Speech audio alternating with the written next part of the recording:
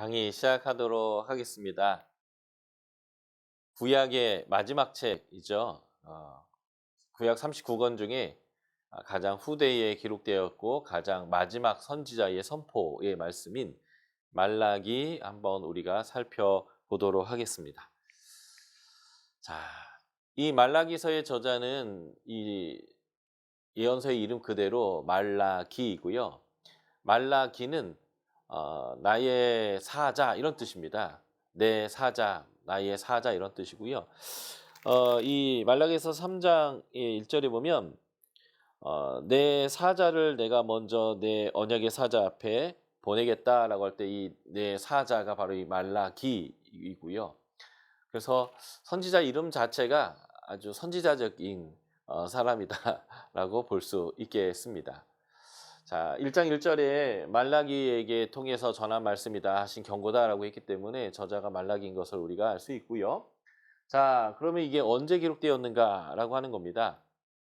여러 가지 내증들을 통해서 쭉 살펴볼 때 아마 1차, 2차, 3차 포로기한이 다 이루어지고 그 과정 안에서 성전도 짓고 성벽도 짓고 그리고 종교적 개혁도 계속 반복적으로 일어났지만 아직도 그 개혁이 미흡한 상태를 이 내증들이 보여주고 있습니다. 아, 일단은 총독에 대한 언급이 있는 거 보면 페르시아 시대에 있어요. 폴에서 돌아왔지만 왕이 있는 게 아니라 총독이 있는 시대였죠. 그리고 성전 제사나 제사장의 업무에 대해서 언급하고 있는데 제사장들이 제대로 업무를 보고 있지 못해요. 이런 것들을 볼 때 성전이 완공된 이후에 좀 오랜 시간이 지난 시점이지 않나 이런 것도 우리가 알 수 있겠고요. 이제 유다에 열심히 식었고 성전의 제사를 소홀히 하고 있는 그래서 하나님께 제사를 드리는 게 번거롭고 그리고 제사를 드릴 때 눈먼 거, 상한 거, 흠없는 걸 드려야 되는데 그렇지 않은 것들을 드리고 있는 모습을 보여주고 있어요. 이것도 성전을 지은 다음에 한참 지난 시점이다라고 볼 수 있겠고요. 이 본문에서 다루고 있는 6개의 문제점들이 있는데 이 문제점들은 에스라나 느헤미야가 개혁하고자 했던 죄들입니다. 11조라든지 제사장 제도라든지 이방인과 결혼하는 문제라든지 이런 문제들이 계속 이루어지고 있는 거죠. 그래서 어떤 사람의 입장에서는 에스라 느헤미야의 개혁 이전이다라고 말하는 사람도 있고요. 어떤 분들은 이 이후다라고 이제 보는 입장 두 가지가 다 가능할 수는 있으나 어 기독교에서 기본적으로 인정하는 것은 이 말라기가 가장 늦은 예언이다라고 말하고 있고 그래서 BC 444년 느헤미야의 귀환과 부흥이죠. 그 시점 이후에 400년대 이 정도 기간에 기록되어진 것이다라고 볼 수 있겠습니다. 바로 이 시간이 지나가면 우리가 말하는 이제 중간기, 신약으로 넘어가는 이 중간기의 시대가 되어지죠. 이 중간기는 헬라 시대와 로마 시대 초기를 이제 보여주고 있는데 그 다니엘에서 말했던 그 네 제국의 상황 중에 지금 페르시아 시대의 거의 끝부분이지 않나 이렇게 보여집니다. 자, 이런 내용을 중심으로 말라기 시대의 상황과 분위기를 한번 이해해 보도록 하겠습니다. 말라기는 포로기 이후의 상황들을 반영하죠. 1장 8절에 총독이라는 단어가 분명히 이것을 보여주고 있고요. 그리고 말라기는 에스라 느헤미야 시대 때에 보여줬던 그러한 내용들과 거의 내용이 같기 때문에 이 에스라 느헤미야와 역사적 시간이 거의 비슷하다라는 거예요. 첫째, 제사장들이 성전에서 제대로 업무를 수행하지 못하고 있다라고 하는 것. 그리고 이런 내용들은 516년에 성전이 완공되었음에도 불구하고 굉장히 오랜 시간이 지났음을 우리가 볼 수 있습니다. 둘째, 말라기가 언급하고 있는 도덕적이고 영적인 상태는 2차 포로귀환을 했던 에스라죠. BC 458년에 귀환한 에스라나 BC 444년에 귀환했던 느헤미야가 실제로 목격했던 그 죄와 거의 유사한 죄를 다루고 있습니다. 이방인과 혼혈의 결혼한 내용들 이게 이제 말라기서 2장 10에서 11절에도 등장하죠. 제사장과 레위인들에 대한 사람들의 지원이 아주 부족하거나 중단되어져 있죠. 예, 말라기 3장 10절에 이것을 보여주고 있어요. 11조죠. 11조.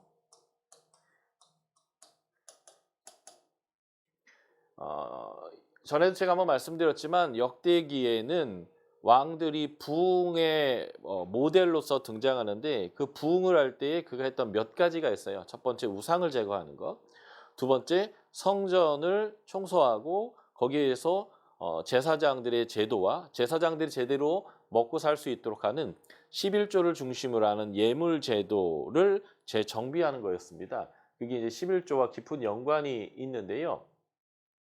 지금 이 에스라 느헤미야가 이러한 부흥의 모습을 동일하게 보여주고 있었지만 여전히 이 11조가 제대로 드려지지 않고 있는 게 현실이고요. 또 하나의 문제는 가난한 자들이 압제당하고 있다는 거예요. 말라기 3장 5절에 그게 표현되어 있고 느헤미야 4장에서 보면 많은 사람이 고리대금을 요구해서 가난한 사람들이 자식을 팔고 논밭을 팔고 그리고 자신조차도 팔려서 노예가 되는 이런 상황들을 반영하고 있는데 이런 일들이 계속되고 있다는 거죠. 자, 예루살렘의 상황과 분위기를 한번 살펴보겠습니다. 예루살렘에는 대적의 위협이 있어요.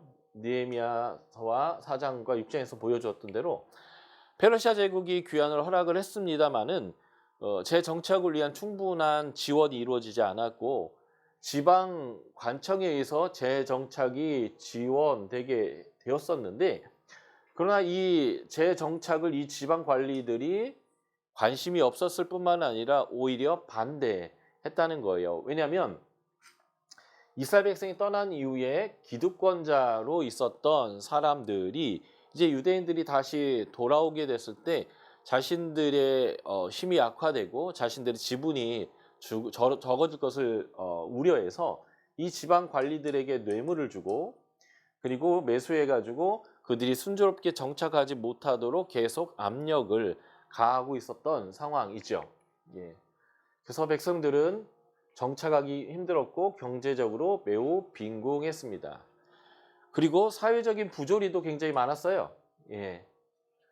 포로 생활을 정리하고 자기의 땅과 집과 모든 그러한 기득권 자기가 갖고 있었던 권리들을 다 내려놓고 이제 포로로 돌아왔어요. 마치 제2의 출애굽을 하듯이 이제 돌아오면서 기대와 소망이 있었죠. 그런데 예루살렘에 돌아왔을 때 그들이 기대하는 것만큼의 상황이 이루어지지 않았다라는 거예요. 그들은 굉장히 고통스러웠고 궁핍의 상황에 놓여져 있었다는 거죠. 그래서 그들이 짓던 성전을 포기하게 되는데 학개와 스가랴 선지자가 성전을 짓도록 우선순위를 정해라. 우선순위를 정해서 하나님의 성전 먼저 지어야 한다 라고 독려하게 되고 그래서 이 우선순위를 정하고 그들이 성전을 짓게 됩니다. 우선순위를 정할 수 있도록 하는 이제 하나님의 격려가 있었죠.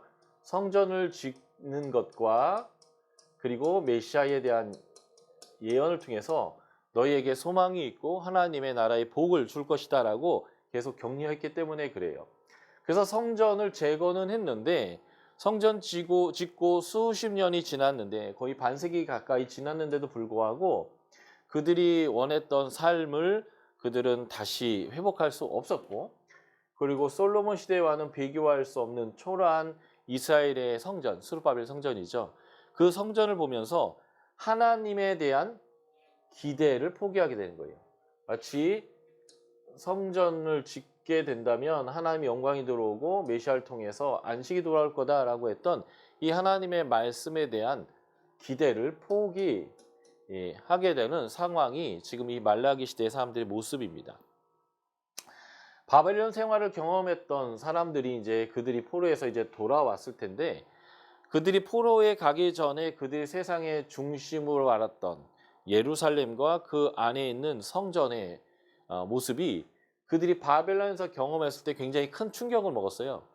어마어마하게 더 큰 바벨론의 성과 그리고 마르뚝 신전 바벨론 최고의 신의 신전이죠. 그거에 비하면 예루살렘 성과 성전은 아주 보잘것없는 것이었다라는 것이죠. 이런 상황에서 사사시대 때에 기드온이 던졌던 질문이 있습니다. 하나님이 변하였는가? 사사시대 때 백성이 고통스러웠죠. 그래서 던지는 질문인데 이 백성의 고통의 이유가 도대체 무엇이냐라는 거예요. 하나님 앞에 불순종해서 당하는 고난임에도 불구하고 그들의 질문이 이거예요. 하나님이 변하였는가? 우리와 함께하지 않는가? 하나님이 우리를 책임지지 않는가? 라고 하는 착각을 하는 거죠. 이러한 동일한 질문을 이 포로에서 돌아온 사람들도 여전히 하고 있다라고 하는 것입니다.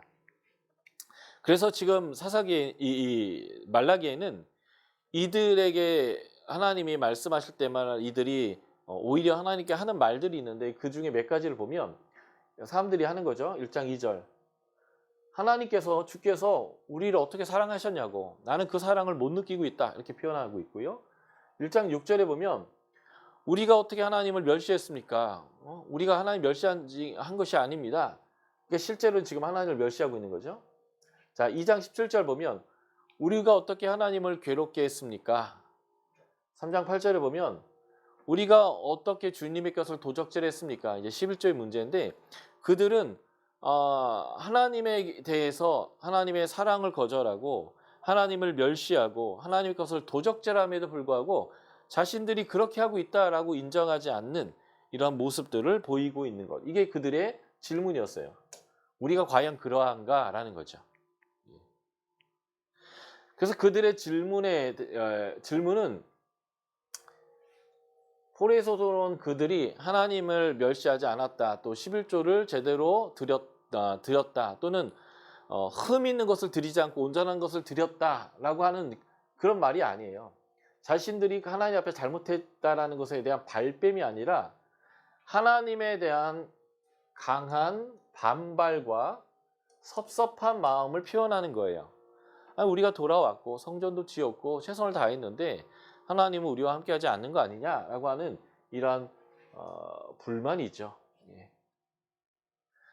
말라기 선지자들은 이런 상황에 놓여 있는 포로에서 귀환한 하나님의 백성들, 이들이 원독자인데 그들에게 이제 답을 해주는 거예요. 지금 이 고통의 이유가 무엇인지, 무엇이 원인인지, 너희가 어떻게 행해야 되는지, 어떤 방향으로 니들이 돌아와야 되는지를 설명하는 거죠. 그래서 말라기의 논조는 다분히 변증적이고 굉장히 논쟁적입니다.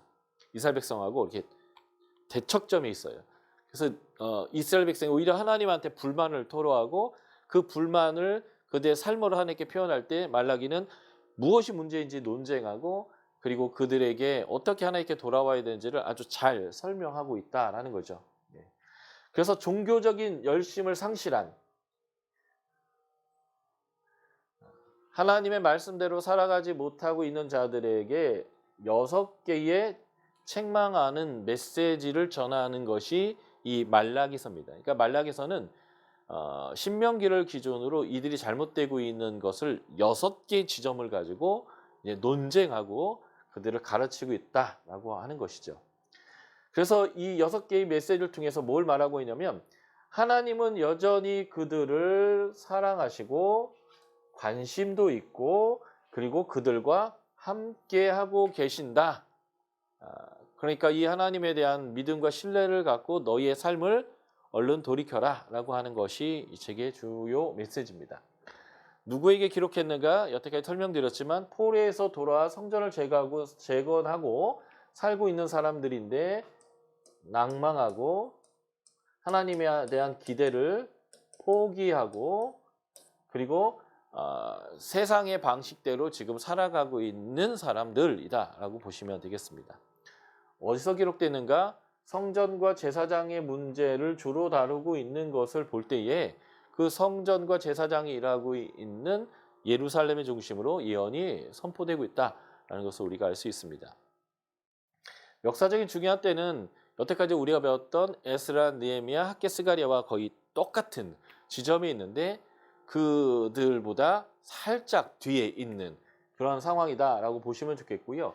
그래서 고레스의 조서 이후에 자, 1차 포로귀환이 일어나고 2차 포로귀환이 일어나고 3차 포로귀환이 일어나서 하나님의 백성들이 돌아와 정착한 상태이고 성전까지 완공한 상태인데 이스라엘 백성은 타락하고 있고 하나님에 대한 불만을 갖고 있는 이런 상황에서 이 문제를 반전시키기 위해서 하나님이 또 보낸 사람이 바로 이 말라기다라는 거예요.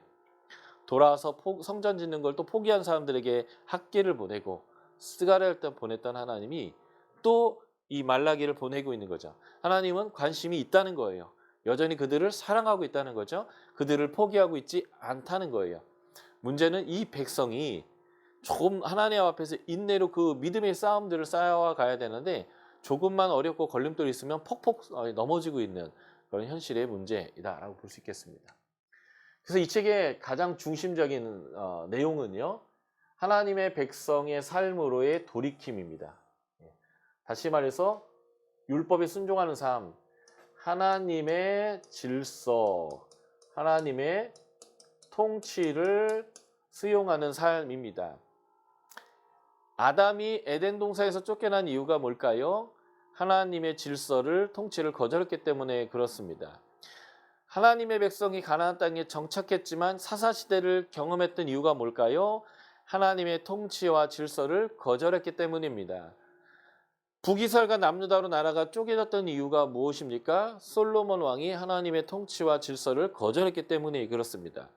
BC 722년과 586년에 북이스라엘과 남유다가 더도 멸망해서 포로로 끌려갔던 이유가 무엇입니까? 하나님의 질서와 통치를 거절했기 때문에 그렇습니다. 그런데 하나님이 그렇게 되돌아오게 하셨음에도 불구하고 여전히 하나님의 질서와 통치, 하나님의 관점이 아니라 자신들의 방식으로 살아가려고 하는 이 사람들에게 다시 하나님이 사랑을 보여주시는 거예요. 하나님의 관심을 보여주시고 있는 거죠. 그게 뭐냐면 말라기를 보내서 문제점을 지적하고 방향을 전환시키려고 하는 것입니다. 그래서 이들이 하나님의 방식의 삶으로 돌이키기 위한 소망을 주기 위해서 또 주는 격려의 메시지가 뭐예요? 메시아에 대한 예언입니다. 3장 1절 중심으로 그리고 4장 1절부터 6절까지를 중심으로 두 번에 걸쳐서 메시아에 대한 약속을 하는 거죠. 메시아가 바로 구원자인데 너희가 하나님께 돌이켜라.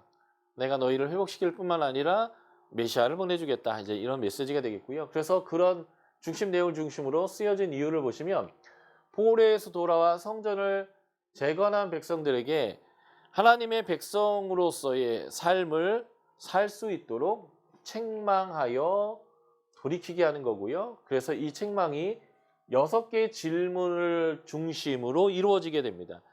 그 6개의 질문을 통해서 책망하는 내용은 경외하는 자, 하나님의 말씀대로 살아가는 의인이 되어야 한다라는 것이고 그 하나님을 경외하고 의인은 어떻게 살아가고 있는지를 여기서 이제 가르쳐 주는 거죠. 그래서 우리도 이 부분을 배워야 돼요. 하나님의 백성으로서의 삶의 가치와 방향이 무엇인가를 이 말라기를 통해서 배우게 될 겁니다. 또한 메시아에 대한 예언을 통해서 하나님의 구원하심을 보여주게 되고요.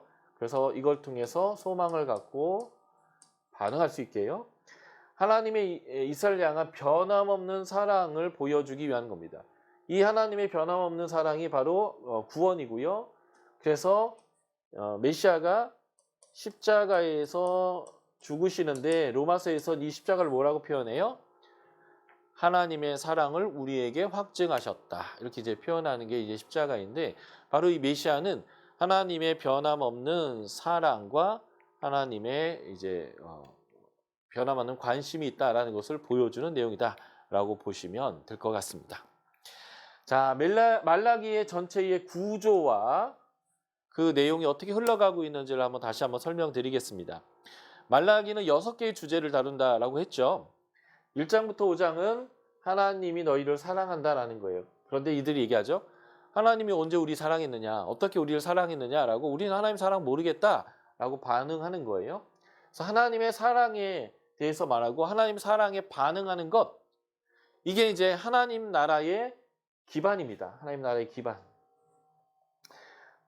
제가 신명기의 부분을 조금 설명드리면서 하나님이 이스라엘 백성을 사랑하셨다. 그래서 이스라엘 백성도 하나님을 사랑해야 된다라고 하는 율법은 사랑의 법이다. 그래서 하나님은 사랑이시고 하나님 법을 두 개로 나눈다면 하나님을 사랑하고 내 이웃을 내 몸같이 사랑하는 것으로 요약되잖아요. 그래서 지금 포로에서 되돌아와서 하나님 나라를 회복하고 있는 백성에게 제일 먼저 얘기하는 게 뭐냐면 하나님은 여전히 너희를 사랑하고 있어 라고 하는 이 주제의 화두를 선지자가 던지는 겁니다. 우리가 하나님의 백성으로 살아갈 때에 가장 먼저 알아야 되는 게 이거예요. 하나님은 나를 사랑한다는 것. 그래서 나도 하나님을 사랑해야 된다는 거죠.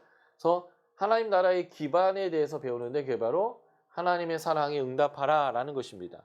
한마디로 말하면 예수 그리스도의 은혜, 하나님 우리에게 주시는 그 사랑을 감격해야만 우리가 하나님의 백성으로서 순종하고 살 수 있다라는 것이죠. 자, 두 번째 주제는 1장 6절부터 2장 9절까지인데요. 하나님을 공경하라, 하나님을 존중해라 라고 하는 것입니다. 하나님의 백성들이 하나님을 공경하고 존중하지 않는 거예요. 그래서 자신의 방식으로 예배하고 자신들이 드릴 수 있는 거, 눈에 빠진 거, 여기 흠이 있는 거 이런 것들로 하나님께 예배를 드리는 이러한 모습을 보여주는 거죠. 그래서 이것과 깊은 관련이 있는 게 바로 이제 제사장과 레위인들입니다. 그래서 여기서 우리가 무엇을 적용해야 되냐면 하나님 나라 일꾼, 제사장, 레위인들이 하나님 앞에 어떠한 태도를 가져야 하는가라는 것을 보는 거고요. 그래서 제사장과 레위인들이 하는 일 중에 중요한 게 또 예배이기 때문에 하나님을 향한 그 예배를 회복해야 된다라는 것을 기억해야 되는 거죠. 사사시대를 다시 한번 보시면 사사시대 말기를 표현하고 있는 게 사무엘상 전반부예요. 1장부터 한 6장, 7장 이렇게 거쳐서 이제 사사시대의 말기를 보여주고 있는데 그때의 대표적인 제사장이 있었어요. 엘리라고 하는 제사장과 그의 아들 홈니와 비느하스죠. 엘리, 홈니와 비느하스 그들의 특징이 뭡니까? 여호와를 알지 못해요. 그래서 하나님을 멸시합니다. 그래서 성전에서 음행을 행하고 하나님께 드려야 될 예물을 자기가 먼저 아무 때나 갖다가 먹는 이런 하나님을 멸시하는 일이 있었죠. 바로 그것 때문에 성막이 파괴되고 법궤가 빼앗기고 아주 큰 고난을 경험하게 되는데 지금 하나님의 제사장들이 하나님을 공경하지 않아요. 사무엘서 그래서 엘리 제사장들과 관련되어 있는 그 말씀 안에 아주 중요한 말씀이 있습니다. 나는 나를 경외하는 자를 내가 존중히 여기고 그리고 나를 멸시하는 자를 내가 멸시하겠다. 이게 이제 하나님이 사무엘을 통해서 말했던 엘리 가문에 대한 하나님의 말씀인데요. 지금 이스라엘 백성이 하나님을 공경함이 없다는 거예요. 그래서 이 문제를 두 번째로 다루고 있습니다. 세 번째 2장 10에서 16절은요. 언약 백성답게 살아라 라고 하는 것입니다. 이 언약 중에 대표적인 언약이 뭐냐면 결혼이에요. 하나님은 가나안 땅에 들어갔을 때 하지 말아야 될 것을 강력하게 금한 게 있는데 그게 바로 우상 숭배이고요. 우상 숭배와 동일한 맥락에서 금한 게 이방인들과의 결혼을 금했습니다. 이 결혼이 언약이거든요. 근데 결혼을 이방인들과 하게 되면 그들의 우상이 이스라엘 백성에게 들어오게 되고 당연히 우상 숭배를 하게 돼요. 우상 숭배 금지와 이방인과의 결혼의 금지는 어떤 면에서는 하나의 이제 메시지가 되는 건데 지금 이 결혼의 언약을 깨트리고 자신의 조강지처를 막 내버리는 남자들의 모습에 대한 책망을 하고 있는 겁니다. 그래서 여기에서의 적용점은 하나님 나라의 결혼 생활이란 도대체 무엇이냐라는 것들을 우리가 이제 적용하고 배우게 될 겁니다. 이 적용점에 대한 부분들은 제가 이제 본문을 다루면서 좀 더 자세히 설명드릴 거예요. 전체적인 구조가 6개의 질문을 중심으로 적용점이 있다라는 정도만 지금 인식하시면 되겠습니다. 자, 네 번째의 주제는 하나님을 소망하라는 거예요. 하나님을 향한 기대가 사라진 사람들. 이제 하나님을 기대하고 소망하는 게 아니라 내 방식으로 살아보려고 하는 사람들을 향해서 하나님을 기대하라라는 거고요. 그래서 3장 1절 이후로 말라기가 내 사자가 언약의 사자 메시아가 나오기 전에 나올 것이다라고 하면서 이제 언약의 사자가 오셔서 이루실 일을 이제 말씀해 주시는데 그래서 하나님을 소망하라라는 거예요. 다시 말해서 하나님 나라의 왕, 하나님 나라의 왕인 메시아에 대해서 말씀해 주시고 메시아가 이루실 일들이 무엇인지 설명하면서 우리에게 소망을 주시죠. 우리가 어제 배웠던 스가랴서 9장 이후의 메시지도 바로 초림 메시아, 재림 메시아를 통해서 이루어질 일들, 종말적 전쟁과 악인들의 패배, 그리고 우리가 하나님 나라에서 행복하게 사는 축제를 벌이는 그런 내용들이 나왔는데 여기에서도 같은 그런 메시지예요. 하나님을 소망해라. 하나님 나라의 왕, 메시아에 대한 이야기고요. 다섯 번째 메시지는 3장 7에서 12절 내용인데 하나님 앞에 순종하라는 거예요. 이 순종의 대표로서 돈. 요한 웨슬레, 영국의 부흥을 이끌었던 요한 웨슬레가 했던 아주 유명한 말이죠. 네가 회개했는지 하지 않았는지를 증명하는 게 뭐냐면 네 지갑이 회개했느냐 안 했느냐를 통해서 알 수 있다고요. 우리가 이제 한국 사람들이 이런 표현이죠. 피 같은 돈. 굉장히 소중한 거예요. 내 생명과 같은 게 돈이죠. 그래서 내가 이 돈을 하나님의 백성으로 하나님의 종으로서 사용할 줄 안다라고 한다면 나는 하나님의 백성인 것이 증명된 거다 이렇게 볼 수 있는데 그래서 11조를 나눕니다. 11조. 그래서 하나님 나라의 경제 원리가 무엇인지를 배우고 이 11조를 통한 하나님과의 관계가 무엇인지를 배우게 되겠고요. 마지막 여섯 번째 주제가 3장 13절부터 4장 3절까지인데 하나님을 경외하는 것에 대해서 말합니다. 여기에서도 이제 예수님 메시아가 오기 전에 엘리야가 오게 될 것이다. 그가 아버지의 마음을 자식에게로 자식의 마음을 아버지에게로 돌리겠다라고 하면서 메시아에 대한 약속을 해주시면서 하나님을 경외하는 자의 삶이 필요하다. 하나님을 경외하는 자가 다른 표현으로 하면 하나님을 사랑하는 자이고 다른 표현으로 의인인데요. 그래서 이 모든 것들을 온전히 순종하는 모습들이 하나님을 경외하고 하나님을 사랑하고 의로운 자의 삶이다라고 볼 수 있겠습니다. 자, 이 말라기는 이 6개의 주제를 가지고 책망하고 돌이키게 해서 하나님 백성의 정체성으로 돌아오게 하는 그런 책이다라고 보시면 될 것 같습니다.